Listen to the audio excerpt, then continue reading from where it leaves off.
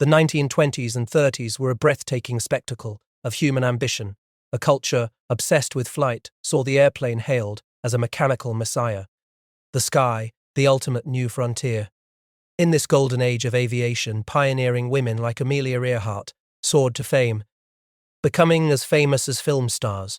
Their daring feats captured the public imagination, challenging deeply entrenched gender norms and inspiring countless young women to dream of their own silver wings. Earhart herself championed women's capabilities in jobs requiring intelligence, coordination, speed, coolness, and willpower, publicly advocating for their place in the cockpit. Yet, beneath the glamorous veneer, societal restrictions were ever present. Even as Helen Ritchie broke endurance records and became the first woman hired by a commercial airline, her position was ultimately deemed impossible by critics. A stark reminder that even the most accomplished female of aviators faced systemic discrimination and a relentless struggle for acceptance. The world might have celebrated their daring, but it was often unwilling to grant them true equality. As the decade drew to a close, the distant rumblings of war in Europe began to overshadow the romanticism of flight. Germany's invasion of France and the subsequent Battle of Britain served as a harsh wake-up call, gradually shifting American policy away from isolationism, underscoring a rapidly escalating need for pilots. The Civilian Pilot Training Program, or CPTP, established in 1938 and 1939, was a strategically disguised military preparedness initiative, yet it inadvertently opened doors for women to train, creating a nascent pool of skilled female aviators. Then, on a quiet Sunday morning, the world irrevocably changed. December 7th, 1941. The devastating attack on Pearl Harbor galvanized a sleeping nation.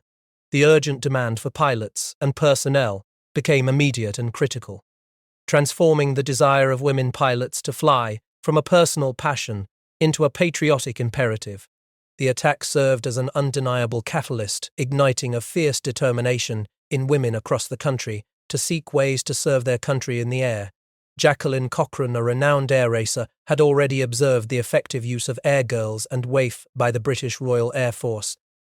Her resolve to advocate for a similar program in the US solidified in the face of America's entry into the global conflict. Despite their existing skills and burning desire to contribute, these women faced persistent sexism within the military and society, initially preventing them from formal combat roles. Institutional resistance and a lack of established protocols created significant hurdles. Nevertheless, a critical pilot shortage was looming, and some forward-thinking military leaders began to recognize the untapped potential. Nancy Love, an experienced pilot, proactively compiled lists of qualified female aviators, advocating tirelessly for their inclusion in ferrying duties. Simultaneously, General Harold George of the Ferry Command and Colonel William Tunner, commander of the Ferrying Division, began to champion the cause. Acknowledging the inescapable reality, the war demanded every available pilot regardless of gender. The groundwork was slowly, reluctantly, but inevitably being laid for women to take their place in the skies above America. The urgent demands of a world at war had at last shattered some of the most rigid barriers. On September 5, 1942, General Harold George of the Air Transport Command officially approved the recruitment of the first women pilots into a civilian auxiliary. Nancy Love, a seasoned aviator with a strategic mind and meticulous lists of qualified female flyers, was immediately appointed to lead this pioneering group within a strategic mind. The Women's Auxiliary Ferrying Squadron, or WAFs, the establishment of the WAFs was swift, driven by the critical need to free up male pilots for combat. Love's vision was clear: a small, elite corps of highly experienced women ready to step into the cockpit and ferry aircraft from factories to air bases, proving their capability through sheer efficiency. Initial challenges, from adapting barracks designed for men to the absence of flight pay under existing legislation, were quickly overshadowed by the urgency of their mission and the need to act before any rival programs could take root. But as the WAFs began their critical work, a formidable force was already on her way home. Jacqueline Cochran, the Queen of the Skyways, had been in England, leading American women pilots for the British Air Transport Auxiliary. Upon learning of Love's appointment, Cochrane, fueled by ambition and a deep-seated drive forged in a traumatic past, immediately boarded a military plane for Washington, D.C., determined not to be left out in the cold.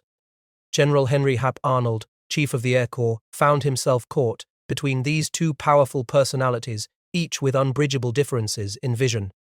He brokered a compromise. Love would continue to lead the WFS, a smaller, operational unit, while Cochrane was appointed Director of Women's Flight Training, tasked with building a much larger centralized training program, the Women's Flying Training Detachment, or WFTD.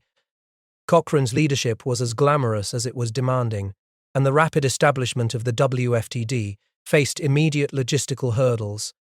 The first trainees, reporting to Houston in November 1942, found a city bursting at the seams with wartime workers. The Rice Hotel lobby, where they gathered, was packed with men in uniform, all thrown together in the lobby, like jackstraws. A chaotic welcome to their new reality. There were no barracks ready for them, near the airfield, forcing staff like Leoty Deddy Deaton, whom Cochrane had personally recruited, to tirelessly compile housing lists in private homes and hotels. Deddy, tasked with everything from housing and meals to ensuring weekly beauty parlor visits and nightly study halls, navigated a military bureaucracy, often hostile to women. She found herself sparring with officers like Captain Paul C. Garrett, who gruffly instructed her to keep the girls happy and out of my hair, and battling for basic amenities at airfields where building work was often incomplete, leaving no proper ready rooms or dining halls. The absurdity of their situation was sometimes stark, as when their secret transport was a brightly decorated bus, previously used by a Tyrolean orchestra.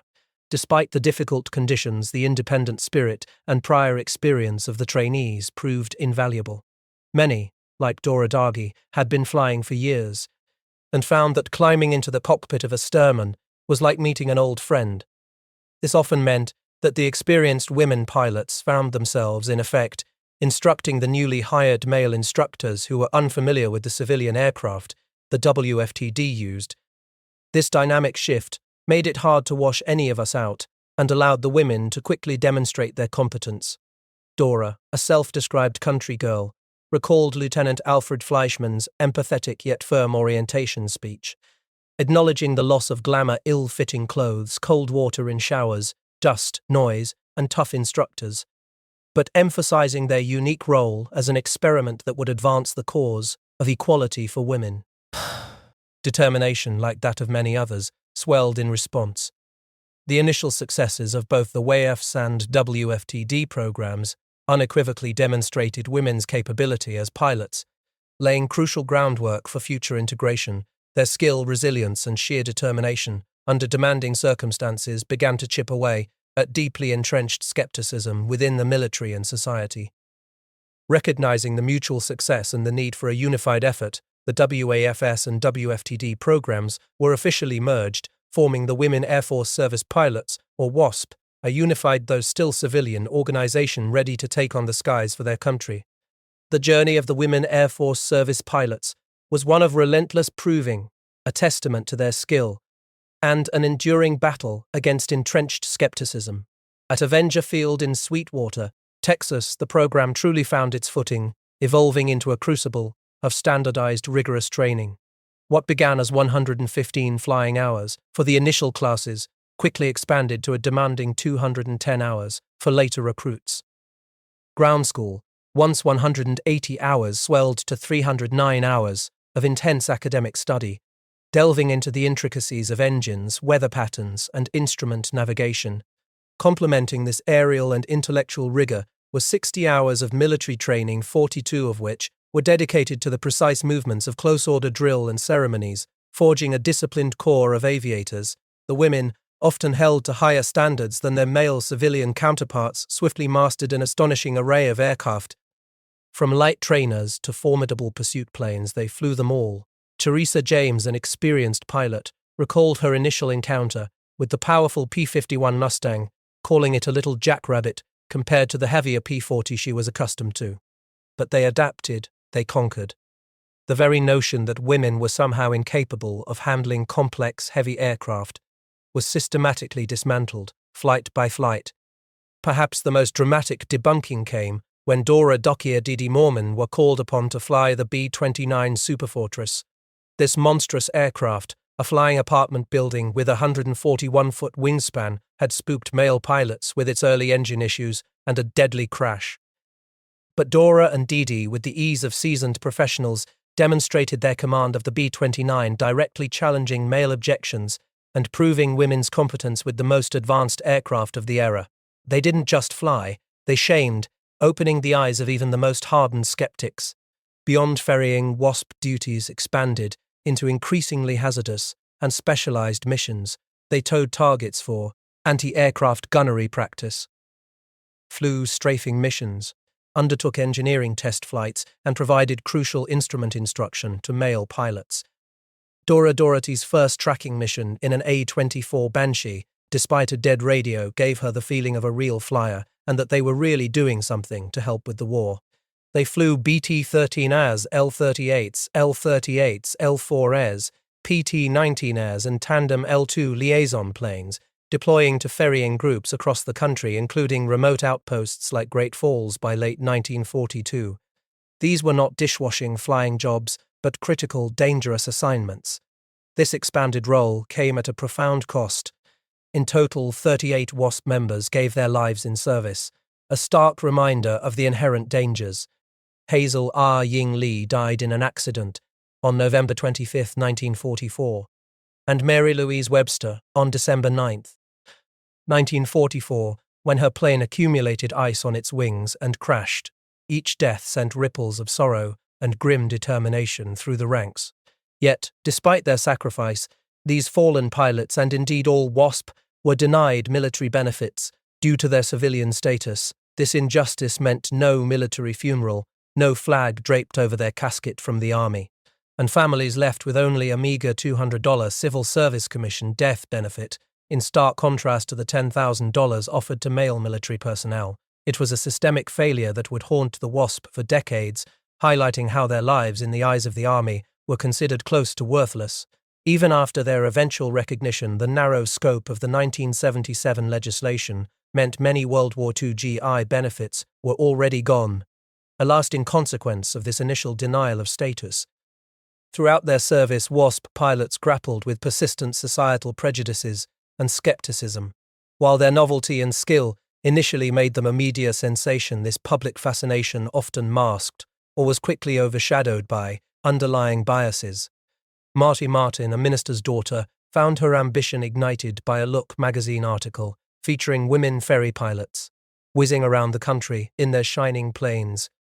Described as the elite of America's auxiliary services, this positive media attention, however, existed alongside relentless criticism. Time magazine questioned if they were unnecessary and undesirable, while the New York Times dismissed them as glamorous women flyers who have had only 35 hours of flying time. An editorial cartoon in Contact, an aviation publication, even depicted a male pilot in a skirt under the title How to Get into the AAF, reprinted in the Washington Daily News, with an editorial wanted female impersonators. This constant push and pull between admiration and derision created immense pressure. To manage public perception and prevent scandalmongers from undermining the program, strict behavioral standards were enforced. The base earned the nickname Cochrane's Convent after Jackie cracked down on unauthorized landings and fraternization. Pilots were even instructed to claim they were a basketball team or other untruths to maintain secrecy and avoid unwanted scrutiny. Highlighting the constant need to police their own image, internal power struggles continued to simmer, particularly between Jacqueline Cochrane and Colonel William Tunner. Tunner, resistant to Cochrane's authority, had appointed Nancy Love as the executive of women pilots in the ferrying division, creating a dual leadership structure that often led to public catfight narratives and further complicated the WASP's path to full militarization. Perhaps the most egregious example of prejudice, however, was the program's systematic exclusion of African American women. Despite an anti-discrimination provision in the 1939 Civilian Pilot Training Program bill, prevailing racial biases meant that Mildred Hemmons Carter, Janet Harmon Bragg, and Sadie Lee Johnson, all qualified black women pilots, were denied entry. Jacqueline Cochran herself explicitly warned against adding blacks to her challenges, and African American applicants received a standard dismissive reply. Unfortunately, there is no provision for the training of colored girls in the Women's Flying Training Program. This systemic discrimination not only denied qualified women the chance to serve their country but also limited the diversity and full potential of the ABSET WAYARS and Women's Flying Training Program at SPRAKE. The fight for recognition, once a quiet undercurrent, now swelled into a full-blown legislative battle. As the WASP continued to prove their indispensable value, ferrying everything from light trainers to formidable B-29 Superfortresses, the push for formal militarization intensified. Jacqueline Cochran, ever the strategist, spearheaded this effort, firmly believing that official military status was the only just outcome for her pilots. General Arnold, Chief of the Army Air Forces, stood by her, advocating for their integration directly into the AAF, a move that would keep them under his command and separate from the Women's Army Corps. Hope surged through the ranks when, in September 1943, House Resolution 3358 was introduced, followed by House Resolution 4219 in February 1944. These bills aimed to grant the WASP full military status, complete with the pay and benefits afforded to their male counterparts. For the women, it felt like the culmination of all their sacrifices. Cochran herself confidently assured pilot Dora Doherty that they would be in the Army for certain within 8 weeks. Letters home from pilots like Betty Dicer Buddy as almost passed, a testament to the fervent belief that justice was within reach. But as the legislative gears ground forward, a powerful opposition mobilized. The Army Air Force's decision, in January 1944, to end the War Training Service program had unleashed thousands of unemployed male flight instructors. These men, desperate to avoid being drafted into ground forces, saw the WASP not as allies, but as a direct threat to their livelihoods. Their fears fueled a public backlash, amplified by the American Legion and certain congressional figures. Lobbying efforts intensified, and negative media portrayals, which had always simmered beneath the surface, now boiled over. Publications questioned if the WASP were unnecessary and undesirable, or dismissed them as glamorous women flyers who have had only 35 hours of flying time. An editorial cartoon even depicted a male pilot in a skirt under the title, "How to Get into the AAF," a cruel jab at their perceived encroachment. Jackie Cochran, in an attempt to assuage male anxieties, had strategically framed the WASP as relieving men rather than replacing them, as simply helping out, temporarily. This public relations effort, however, inadvertently made the WASP appear less essential, a narrative opponents ruthlessly exploited. The Ramspec Committee's report, released on June 5, 1944, delivered a crushing blow, declaring the WASP unnecessary and dismissing their need as startling as it is invalid. Focusing on wasteful spending rather than proven capability, on March 22, 1944, General Arnold testified before the House Committee on Military Affairs, reiterating his strong support for militarization. Yet the tide had turned. Despite his advocacy and the War Department's curious decision to halt WASP publicity and keep the women out of Washington, effectively ceding narrative control, the bill was doomed. On June 21, 1944, the House debated House Resolution 4219. Dismissive remarks about glamour versus the gore of war filled the chamber. Representative Edward Isaac of California moved to strike the enacting clause, and by a narrow roll call vote of 188 to 169, with 73 members abstaining, the bill failed. The dream of militarization so close, shattered. The immediate aftermath was a profound wave of shock and betrayal. At Avenger Field, the news filtered in, flatly delivered over the radio. The WASP experiment was over. Marty Martin, a trainee from the last class, felt a gut-wrenching disappointment. All this training without a chance to use it, she thought. The words echoing the sentiment of hundreds of women. On June 28, General Arnold officially announced that no new WASP classes would begin.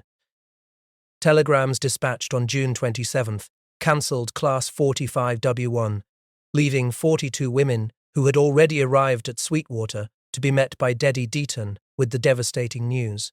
disappointed trainee Winona Jean Marsh from Omaha channeled her feelings into a poignant song, Silver Wings on Blue, a melody of resilience amidst dashed hopes. Jackie Cochran personally took calls, reassuring women and explaining Arnold's decision, even as her own hopes crumbled. For Teresa James, the summer of 1944 became an unbearable limbo.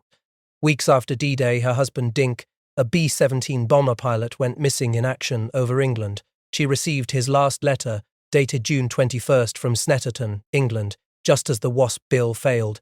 He described being tuckered out after 12 missions, a harrowing close one on takeoff in heavy fog, and his deep love for her. The news of the program's defeat, coupled with her personal agony, left her reeling.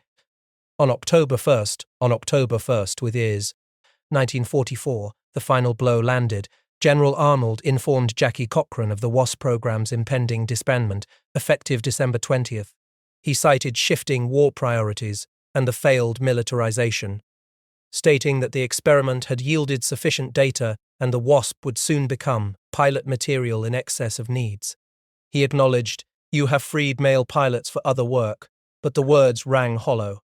On October 3rd, Arnold sent letters confirming the disbandment to all WASP. The news struck like a physical blow. The Wilmington women, including Teresa James, Helen Rishi, and Betty Gillies, could hardly believe it. At Sweetwater, Marty Martin and other trainees first heard it over the radio, the announcer declaring their experiment over. As December 20th, 1944 approached, a profound sadness settled over the bases. The barracks slowly emptied, the fields grew quieter, and the once excellent food declined to miserable powdered eggs.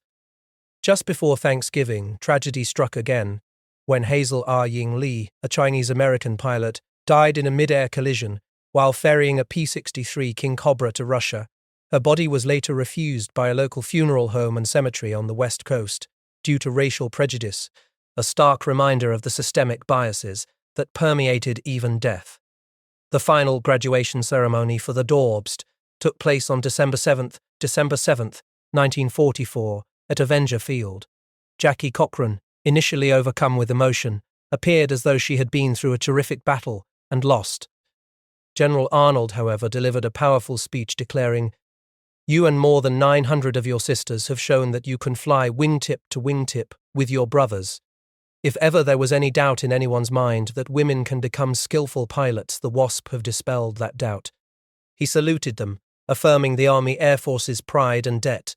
But his words confirmed the program's end. Marty, walking away with her newly pinned wings, thought, "Those wings are certainly beautiful." The women gathered for a poignant last supper at the officers' club, a bittersweet affair filled with cigarette smoke and chagrin, feeling their lives were suddenly going in reverse. On December 14th, Nancy Love took her last flight, ferrying a C-54 Skymaster, her heart heavy.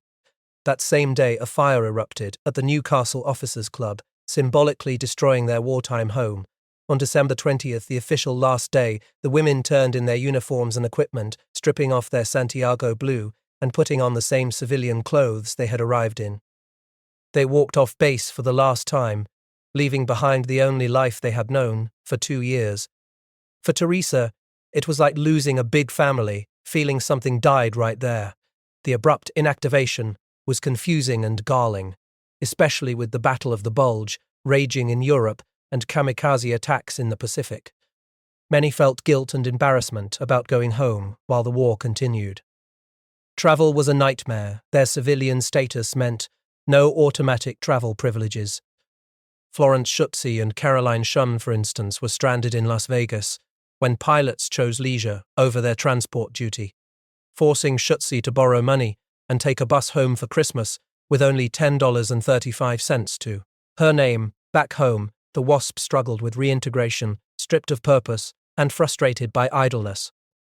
Friends and family often didn't understand or appreciate their experiences, making it hard to talk about their flying. Teresa returned to her family's flower shop, finding solace in the busy work of floral design, grateful to keep her mind occupied. Many were offered only dangerous junkers, battle-weary planes destined for junkyards, which they refused. The war, which had opened the sky to them, had now firmly shut the cockpit door, leaving them grounded, while the world still burned. The war, which had once flung open the cockpit door to women, now slammed it shut with a resounding thud. The jubilant celebrations of VE Day and VJ Day, with bonfires in the streets and joyous crowds, felt like a cruel mockery to the Women Airforce Service Pilots. While the nation rejoiced, the WASP were left with a profound sense of abandonment, their skills no longer wanted, their purpose suddenly stripped away.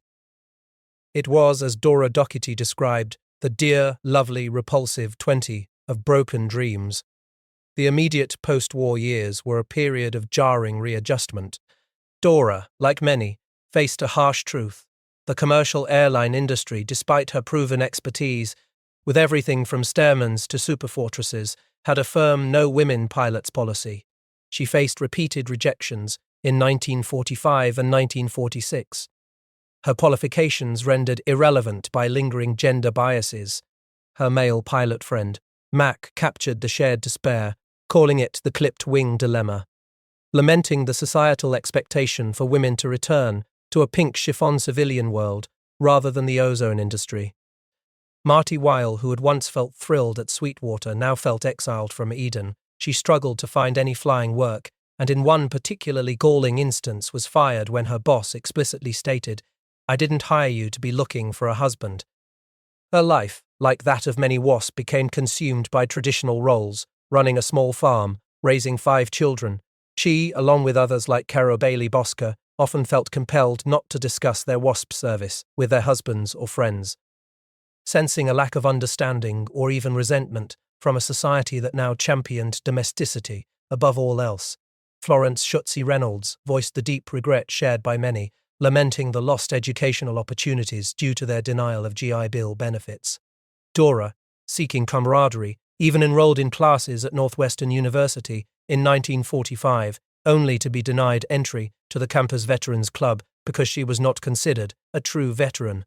The psychological toll was immense. Helen Rishi, a celebrated pre-war stunt pilot and WASP ferry pilot, epitomized the despair of a grounded and restless aviator. At 37, she confided in her sister. Isarta confided in her sister, Lucille Gamble, that her flying career was over, her future a blank. Helen, who had once wrestled a cobra-like fabric tear on a wing mid-flight, could not reconcile her identity as a pilot with the closed doors of the post-war world. Her quiet depression ended tragically, her body found by fellow WASP Mary Parker in her neatly made bed. Helen had chosen to sleep on a Japanese straw mat rather than abandon her identity by taking an office job. A stark testament to the devastating impact of having her wings clipped. Her funeral, with its poems about flight, and an aerial salute, honored a life that had soared, then plummeted. While WASP records were never officially classified, the fact that they were subject to normal declassification procedures, starting in 1952, meant they remained largely out of public view for decades. This bureaucratic obscurity, combined with the societal push for women to return to the home, ensured that their contributions were destined using the Trunnings. A forgotten page in history. The immediate post-war period was a stark warning to other working women that their wartime employment was on borrowed time. Experts and publications debated the woman question with a pervasive fear that women were taking men's jobs, overshadowing the fact that nearly 65% of men and over 70% of women surveyed in 1946 believed in equal pay for equal work. Yet, even as doors closed, a thread of connection endured among the women who had shared the skies. The deep rift between Jacqueline Cochran and Nancy Love, however, persisted. Cochran, ever the pragmatist and record breaker, continued her illustrious aviation career, breaking the sound barrier multiple times. In her F-86 Sabre jet, ironically, she remained firm in her traditional views, arguing against women flying in the military, stating they were a poor long-term investment who would marry and start families before reaching the military, higher echelon of flying. She viewed Love as an interference, regretting not being able to fire her to avoid the perception of a personal scrap between two females. Nancy Love, the pioneering leader of the WAFs, found herself in a different struggle, despite her wartime heroism, including flying a C-54 over the incredibly dangerous Hump route. In 1945, she struggled to find flying work post-war. By the end of 1946, she became pregnant, giving birth to her first child, Hannah Lincoln Love in 1947. She shifted her focus to family, later teaching her daughters to fly, though she hid her own anxieties. Her private struggles deepened in the 1970s, battling depression, increased alcohol consumption, and breast cancer, eventually succumbing to the illness. In 1976, Teresa James would later lament that Nancy hadn't lived to see the WASP finally recognized. An initial attempt at formal recognition in 1947 failed, solidifying their civilian status and denying them crucial GI Bill benefits. By early 1949, Jacqueline Cochran, still influential, sent letters to ex-WASP, including Dora Deity, offering commissions as second lieutenants in the U.S. Air Force Reserve on a non-flying status. While a form of recognition, this offer deeply disappointed many who longed to fly. Many of the 156 women who took these commissions were later discharged due to dependency, reflecting the societal expectation for women to prioritize domestic roles and care for young children. In the face of these limitations, a sisterhood endured. The Order of Fifinella was formed in 1946, bringing together over 800 members, more than 70% of those who served. This organization became a crucial support network, publishing newsletters and organizing local chapters. Their first national convention in August 1946, hosted by William Popper Piper of Piper Aircraft Corporation, saw 200 women attend, culminating in an impressive formation flight of 4 flights of 25 Piper Cubs soaring from Pennsylvania to Ohio. However, the momentum waned. The 1947 reunion at the Piper factory was poorly attended, with board members speculating about the husband and wife problem, as many WASP married and started families. By 1951, the Order of Fifinella had largely dissolved, but the desire for connection and recognition never fully extinguished. By 1963, with her youngest child starting school, Marty Weil felt a lingering sense that her WASP years were unfinished business. Inspired by participating in the Powder Puff Derby in 1957, where she found herself asking, "What the hell am I doing during the race?"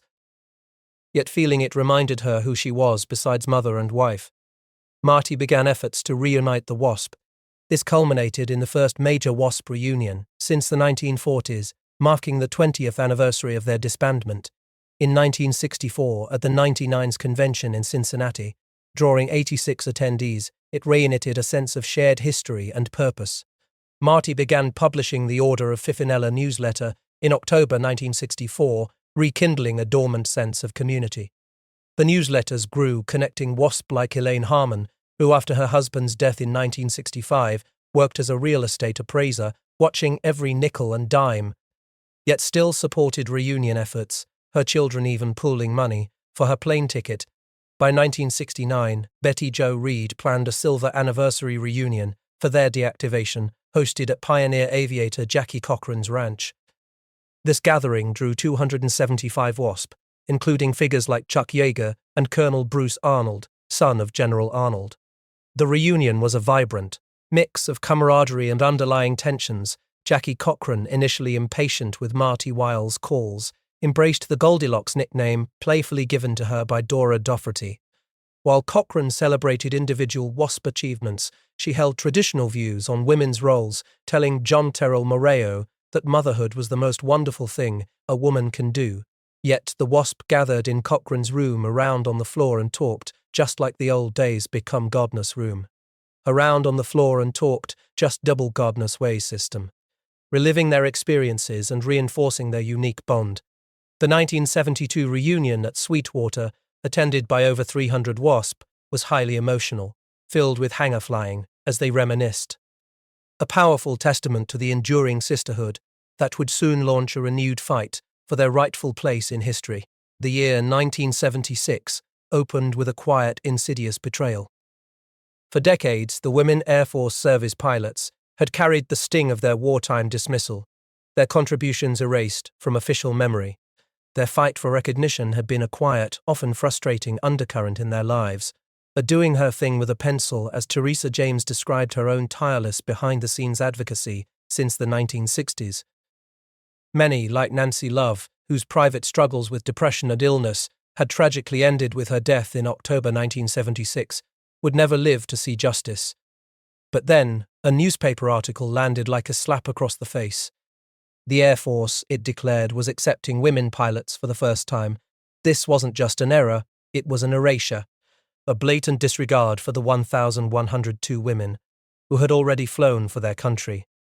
A denial of their very existence as pioneers.